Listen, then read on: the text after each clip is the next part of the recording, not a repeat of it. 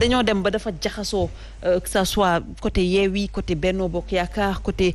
Gëm Sa Bopp qu'est-ce qu'on peut attendre tey jii du Conseil constitutionnel. est-ce que mën nañ ci xaar ay décisions yu fortes. En réalité, si le Conseil constitutionnel applique le droit appliquer droit rek c'est-à-dire problème du am parce que Conseil constitutionnel ñoom ils sont sous l'autorité de la loi mais pas du président de la République ñoom loi ci boppam mooy seen kilifa noonu laa ko mun waxee mais c'est pas le président de la République moom ci wàllu boobu du seen kilifa donc ñoom ils ont la loi avec eux bu ñu ko appliquer problème du am mais malheureusement ñun li nga xam ne Conseil constitutionnel en tout cas yu bëri fi jaar li ñu habitué mooy ils sont sous la tutelle de l'exécutif et d'ailleurs le président Macky Sall moom dans son yoonu yokkute boole woon na magistrature bi yëpp dans le même sac en disant que il allait procéder à des réformes parce que gis na ne magistrats yi quand même ils sont sous la coupe de l'exécutif bi mu ñëwee indiwu ci benn coppite dafa gën a fësal sax loolu dafa gën a dëggal donc on a vu que jusqu'à aujourd'hui que magistrats yi en tout cas indépendance ak impartialité bi ñuy xaar ci ñoom lu ci bëri gis ñu ko rawatina nag conseil constitutionnel nag chaque fois bu ñu ko xaaree ci benn mbir dañuy déclarer souvent incompétence mais ou bien aussi ñu jël décision boo xamante ne ni souvent nit ñi dafay en tout cas xajamal en tout cas ñaawal seen xel te ma jàpp ne fi ñu toll nii incompétence mënu fi am parce que ñoom en matière électorale je crois que ñoom ils sont compétents donc foofu mënuñ il ne peut pas se deviner mais nag gis nga li waral lii lépp nee na c'est que sous le règne du président Macky Sall démocratie Sénégal dafa dellu ginnaaw lu tax ma ne dafa dellu ginnaaw parce que élection jaar nañ fi bataille je crois que coow yi contentieux yi surtout c'était que bu ñu defee élection ñu ne fraude am na wala et cetera mais au moment de présenter des candidatures coow yu mel ni mu daanaka mosu fi am lu waral loolu nag dafa am ñaari kii yoo xam ne dañ ko ci indi mooy parrainage encore parité loolu moo indi problème Sénégal boobu léegi dama jàpp ne élection bu fekkente ne dañ koy organiser on doit faire de sorte que ñi nga xamante ne ñooy acteurs yi dañuy war a mën a bokk ci élection yi parce que aussi c'est un rendez-vous démocratique c'est pour les citoyens donc citoyen bi nga xamante moom daf ne dama bëgg a ñëw jiite réew mi wala man dama bëgg a dem bokk ci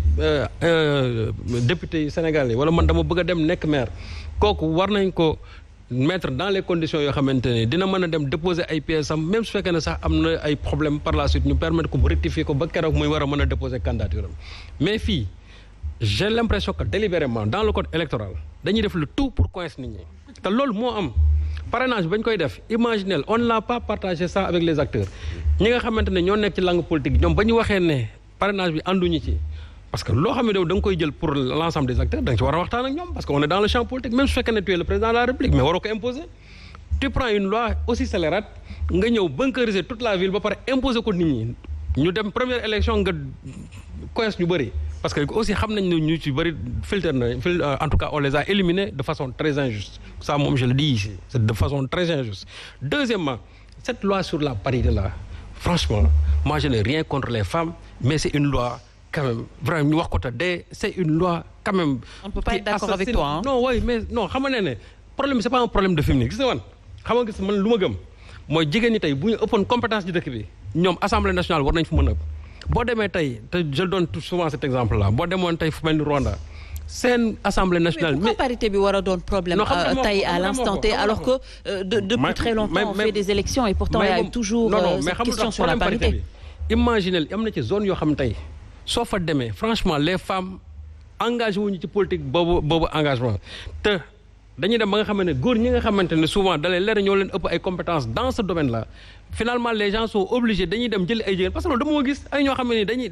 duñu xam sax luy politique mais parce que les gens veulent simplement remplir des listes te loolu moo jaaduwul moi je crois que bu fekkente ne dañuy dem ba ne tey parité day fekk ne jigéen ñi dañ ko matee gis nga en France quand cette loi là bu ñu ko fa commencé wax mais finalement pour ouvrir une brèche xam lu ñu wax ku respecté wul parité bi dañ lay daan c'est-à-dire dafa am ay sanctions fekk ñoo xam ñooy dal sa kaw mais pas quand même ñu ne respecté au parité ñu jël bloqué toute une liste là éliminer la mais loolu fan lañ ko teg ñu ñëw encore ci affaire parrainage bi aussi parrainage bi c'est-à-dire on l'a institué de façon arbitraire man li ma jaaxal moo di fan la ñu teg chiffres yi nga xam ne dañ ne on doit prendre 5% au minimum ak 0,8% au maximum teguñu ko fenn xamul tax ma ko je prends l'exemple de l'Algérie Algérie xam nga seen fichier électoral ñaata électeurs la 24 millions et quelques d'électeurs tu sais ñaata la ñu di demander parrain 60 000 parrains lañ leen di laaj 60 000 laa wax lañ leen di laaj 24 millions d'électeurs Sénégal on est à peine 6 millions ñu bëgg leen ne di koy joxe presque 55 000 ma ne il faut qu'on revoie. En fait il faudrait tout revoir. suñ la déggee bu baax parce que démocratie Sénégal ci boppam mi ngi daanu bu méttee te gis nga yi nga xamante ne moo xew ci langue temps yi. loolu tamit c'est la faute à qui, Serigne Saliou? Aux acteurs politiques. Non, c'est la faute aux acteurs politiques, mais c'est la faute aussi à ceux qui gèrent les élections dans ce pays. Abdou Diouf ñëw na fi daan na fi gérer ay élections mais problème coow yi daawuñu ko fi dégg. Gis nga code bi nañ ko defoon tëggewoon 1992. On l'a modifié mais finalement modification yu bëri ñu ci ne xam nga pour lan la c'est pas pour renforcer la démocratie mais modification la xam ça c'est pour exclure des candidats. te loolu 2018 la commencé avec l'institution de ce parrainage là par Macky Sall. Omar Faye, exclure des candidats su ñu ñëwaatee ci le cas Gëm Sa Bopp parce que ñu ngi rejeter liste peut-être par rapport ak parité ñu ñëw sur le cas Gëm Sa Bopp ñu rejeter ko parce que justement nombre de parrains yu ñu wax yoo xamante ne dañ ko invalider te soo leen déggee ñu wax ci bu ñuy invalider loo xamante ne c'est là sur la carte d'identité mais suñ ko dugalee ci machine yi peut-être on trouve autre chose. Je pense que loolu est-ce que c'est normal et est-ce que c'est pas vite réglé tey jii suñu demee porter loolu devant la justice? Est-ce que c'est pas quelque chose qu'on peut régler très rapidement? Parce que est-ce que fautu Gëm Sa Bopp la wala fautu ñoom moyens yi ñu am pour vérifier les parrainages? C'est-à-dire les cartes d'identité et les cartes d'électeurs sont source de problèmes d'abord. Déjà. Non seulement tu es orphelin de père et de mère, mais on ne peut pas t'identifier. Pour identifier c'est un problème. C'est-à-dire que loolu mooy fiabilité d'abord carte d'identité bi ñu la jox loolu mooy problème mu Sénégal d'abord. ne na nga mën a concevoir ñu jox la carte d'identité biométrique te boo ñëwee mënuñu la identifier va à la police mënuñu jël carte bi dugal ko ci machine boo xamante ni tey dinañ la identifier tout il faut ñu la utile extrait même au niveau du tribunal ça pose problème.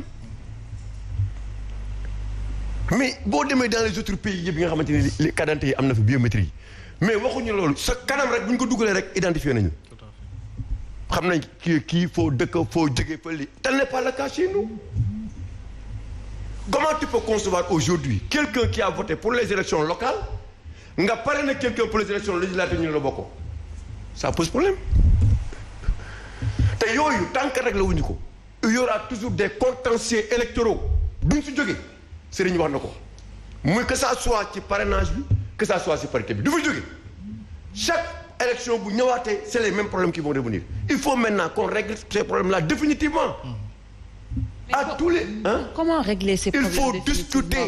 Il faut des discussions. Mais yan discussion discussion amoon na fi. Non ça c'est pas des discussions. On a instauré le dialogue national mais lan la jur après tout. D'élection et discuter avec les imams c'est pas possible. Les imams. bàyyi acteurs politiques non moom laa lay wax bàyyi acteurs politiques c'est pas possible. C'est ça. Discussion da koy waxtaan ak les principaux acteurs. Tu ne peux pas aujourd'hui vouloir parler de dialogue et maintenant discuter avec les joueurs c'est pas possible. C'est les acteurs politiques et c'est ça le problème avec le régime. C'est-à-dire pour toog avec les acteurs président toog ñu waxtaan ak yenn mbir yi ça c'est un problème. alors que yéen dañ ko waroon élaguer depuis et ça n'a pas été fait. On avait des cartes d'identité avec Abdoulaye Wade. Aujourd'hui, on a des cartes d'identité avec Macky Sall. Alors que les cartes d'identité Wade étaient beaucoup plus fiables. Parce que am nga carte d'identité am carte électeur. Bii nag maintenant doo xam loo am. Il y a plus de 600 000 primo-votants yoo xamante ni tey ñu ngi naan am nañu carte d'identité am nekkuñu ci fichier électoral bi. Mais ça pose problème. Comment tu peux avoir une carte d'identité sans être sur le fichier électoral? Mais loolu mënul ne. On doit régler ce problème-là définitivement te bu ñu ko réglé wul du nekk. Maintenant gis nga nee wax ji nañ ko dëj gis nga li am nii mënul ne te bu ko régime bi bëggee def aussi tu es obligé de valider les listes les listes et de Gëm Sa Bopp et des autres partis parce que ku nekk fauté nga à tous les niveaux. Si on regarde bien. Que ça soit le parrainage que ça soit la parité ku ci ne am nga faute boo def. doo mën a taxaw nag naa man damay bokk wala mën a diwuñu ay bokk ñii duñu bokk mënul ne ou da ngay boole ñëpp wala nga xoolaat nooy defaatee lépp. J'ai entendu Benoît Sambou bii passé c'était l'opposition je l'ai entendu lan la fi wax il n'a même pas parlé 3 minutes.